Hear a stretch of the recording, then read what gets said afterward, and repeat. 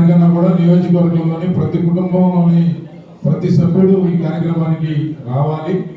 మన బాధ్యతగా మనం తెలుగుదేశం పార్టీ అలాగే జనసేన బీజేపీ పార్టీ నాయకులుగా కార్యకర్తలుగా మన బాధ్యత ఏంటంటే ప్రజలకి జరుగుతున్న విషయాన్ని వివరించి వాళ్ళని ఇన్వైట్ చేయడం అనేది మన బాధ్యత. ఇది ఖచ్చితంగా ప్రతి కుటుంబం నుంచి ప్రతి ఒక్క పౌరుడు ఈ యొక్క మీటింగ్ హాజరు కావాల్సిన సందర్భం ఇది. ఎందుకంటే ఆ రోజు రాజధాని రైతులు చంద్రబాబు నాయుడు గారిని నమ్మి ఆయన యొక్క సమర్థత మీద నమ్మకంతో భూమి ఇస్తే తర్వాత వచ్చిన ప్రభుత్వం చాలా దారుణంగా వారి పట్ల వివక్ష చూపింది, చాలా హేళన చేసింది, అవమానించింది. వారి ఏ ఉద్దేశంతో భూములు ఇచ్చారో ఆ ఉద్దేశాన్ని పక్కన పెట్టి 3 రాజధానులకి కుట్రకు తెరలేపి వీరిని ఒక రకంగా రోడ్డు పడేసింది.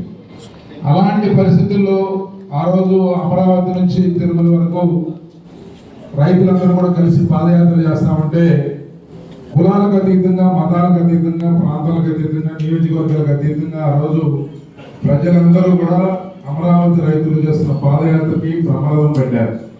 అంటే మీకు ఆ రోజు నష్టం జరిగింది, రాష్ట్రం ఒక అద్భుతమైన రాజధాని నిర్మాణం చేసుకునే అవకాశం కోల్పోతుందని చెప్పి శ్రీకాకుళం నుంచి చిత్తూరు దాకా కుప్పంగా ఉన్న ప్రజలందరూ కూడా నమ్మారు, అండగా ఉన్నారు. ఈ రోజు అలాంటి సమస్య నుంచి బయటపడ్డాం.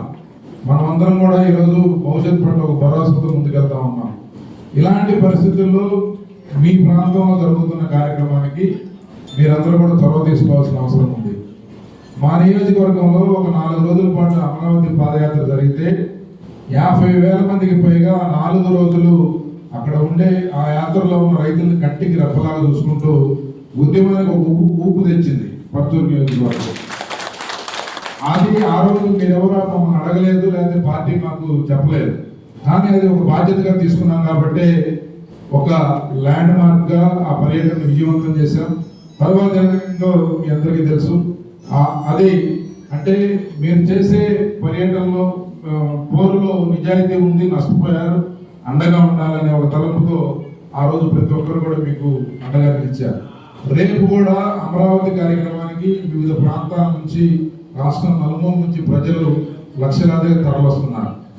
కాబట్టి మీరు ఆతిథ్యం ఇవ్వాలి. వివిధ ప్రాంతాల నుంచి వచ్చే ప్రజలకి మీరు ఒక పండగలాగా దాన్ని చేయాలి.